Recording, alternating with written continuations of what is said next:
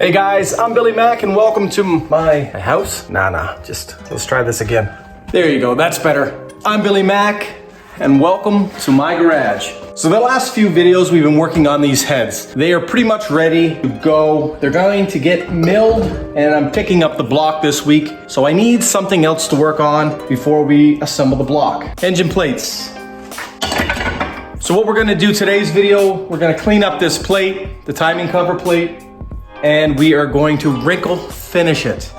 Wrinkle finish, it's kind of like a textured paint, and I think it'll look way better on the block because the block's gonna be all black. Everything's gonna be black in the engine bay. So I just wanna create a little bit of texture difference just so it's not blah everywhere. All right, so here you go. You can see here the timing cover is, well, it's greasy. You're never gonna catch me. You're wasting your time. Forget about it. Go do something else. See you next year. A little bit dirty. So first things first, I'm going to wipe this down with some thinner just to see if I can get, get as clean as possible before we hit it with the sandpaper. So here we go. This thinner that I'm using is what I use to clean the pistons and rods. So it's still fairly dirty, but that's okay. We just want to make sure that we get all the oil and grease off. Nothing more, nothing less. This also allows the chemical adhesion to happen. So that's done through the primer. Once we get her scuffed up for the mechanical part of the adhesion, we also need the primer to stick, and it has to stick chemically. So some chemicals will not stick with other chemicals and so on. So we have to make sure that those chemicals, like oil and grease, are not on the item that we're getting ready to spray. So if you're using a strong chemical like I am, my suggestion is be careful around anything rubber, any rubber gaskets.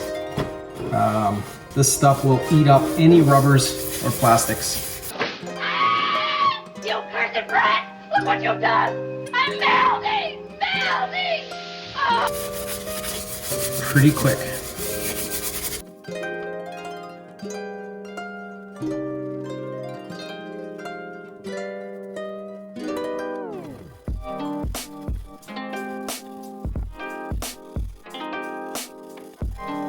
So you might be asking, why is he using a copper brush?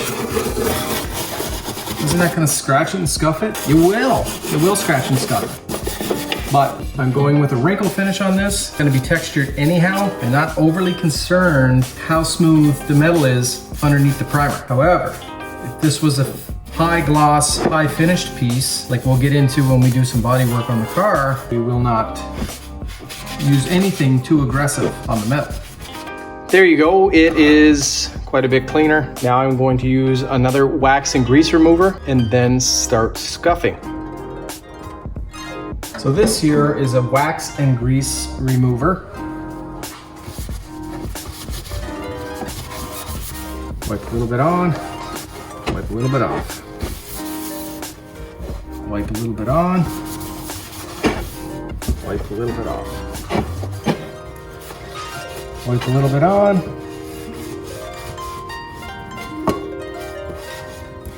Wipe a little bit off. Right, wax on, right hand, wax off, left hand, wax on, wax off. So this here is, if you have any silicone-based products, it might be in the air. Sometimes the metals, when they come off the press, they'll have a chemical on it for their release, or fiberglass parts or plastic parts. But this one here, because it was sitting on the front of an engine for years and years, it got oil. And oil and paint doesn't really go well together. All right, so that part's done. Now I'm going to take my red Scotch-Brite. Again, I'm not too concerned with the finish of the metal itself because it's gonna be a wrinkled finish. So what we're going to do is give it a light scuff, a light coat of primer first. Let that tack up quite well. And then I'm gonna do a wet on wet. So wet on wet is when I apply the paint before the primer dries. That way I don't have to sand the primer down to get it smooth. As long as I apply the primer smooth enough, the paint is okay to go on top of that before the primer dries.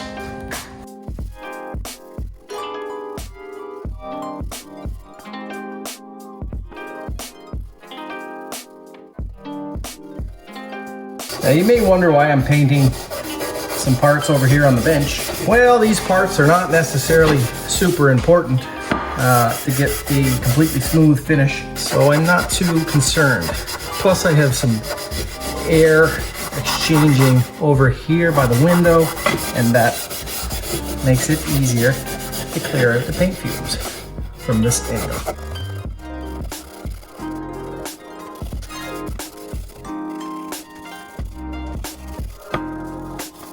Always remember when you're sanding, let the sandpaper do the work. Don't apply too much pressure. I mean, on this part, it wouldn't be that big of a deal. But if you're looking for a nice finish, the last thing you want is sanding marks in your finished product. Even if you're gonna sand over it, if you're sanding too aggressive, those sanding marks might come through. Beautiful. All right, all right, all right. All right, all right, all right. So now what we're going to do again is use our wax and grease remover, just because the old fingers can have some silicone in it, some grease, and chances are some type of a COVID something or other. So the reason you wipe this off is because if you don't, you're gonna see some fish eyes. All right, so now what we're going to do is we're going to do a light taping of the gasket. Make sure it's all covered. Grab your handy dandy razor blade. All right, so here we go. It is all ready to hit with the primer. So for this, nothing special. This is just a black sandable primer from Duplicolor. Feels light scratches, not too concerned. I use that on the four-wheeler for other things. And this is what I have for the wrinkled finish, the VHT. Never used it before, but it's high temp, so it should be fine for the engine. I've used other wrinkle finishes before by other manufacturers. First time I'll use this one, so we'll see how it goes.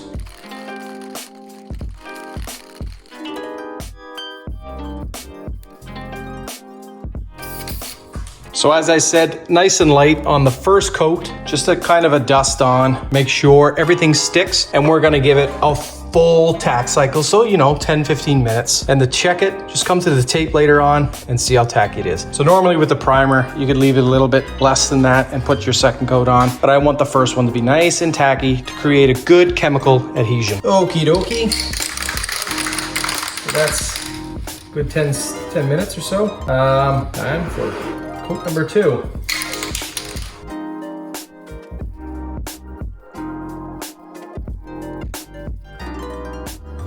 Coat number 2's on, still drying. You can see in around here where could have been sanded a little bit better, but we don't have any paint reacting, especially in the corners.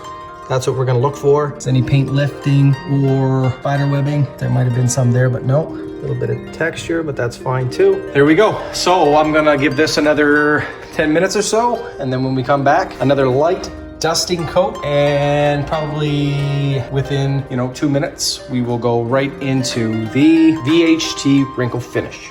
And if you notice on this one here, I'm holding it quite high, just to make sure that all the little areas it's flowing into. Normally, if you want a smoother finish, especially with the primer, you're gonna hold it a little bit closer, put it on a little bit thicker. So right there, that's on. That'll be dry within a minute. All right, the minute's up. So now it's time for the VHT. Come on now, yo.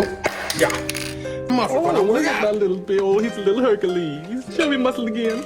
Oh, Hercules, Hercules, Hercules, Hercules. The VHT Wrinkle Plus. Let's see how well this works. I don't know how it sprays. Get a couple sprays out first. Put a nice light coat.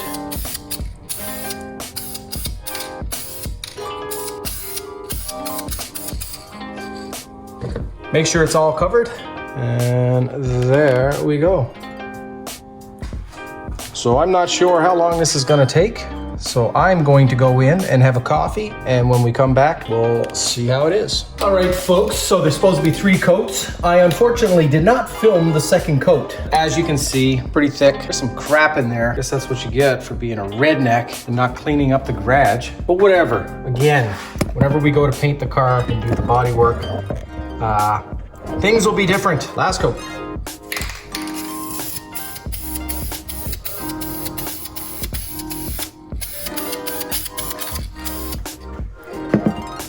Boom, boom, boom. Done like dinner. So now all we can do is come back later and see if it works. Gonna turn the heat on in here for a little bit to let it dry. But it says on this can, somewhere, allow 48 hours or more, blah, blah, blah. For touching the parts, 2 hours to air dry, paint fails to wrinkle, smash the can, whatever. And yeah. So let's see how it works. VHT, high temperature, Wrinkle Plus. 350 degrees, which would be fine for the timing cover. We'll see how it goes, guys. And there you have it, my friends. A wrinkled finish. There's still some spots that are not completely dry, but it is turning out fairly decent. It will mat itself up a little bit more, I hope, but pretty neat. So again, VHT high temperature Wrinkle Plus. Works pretty good. I put on 3 coats and it didn't seem to be doing much. So I tossed on a really thick last coat. Actually, let's see if there's any spots. That should be all right. And I put on that last thick coat and it seemed to wrinkle up pretty good. So there you have it. VHT Wrinkle Plus, and my timing cover is completed. I started doing my trunnion upgrade, so that video will be coming after this one. But for now, just a quick video on that, and away we go. So take care, guys. I'm Billy Mack, and welcome to my garage.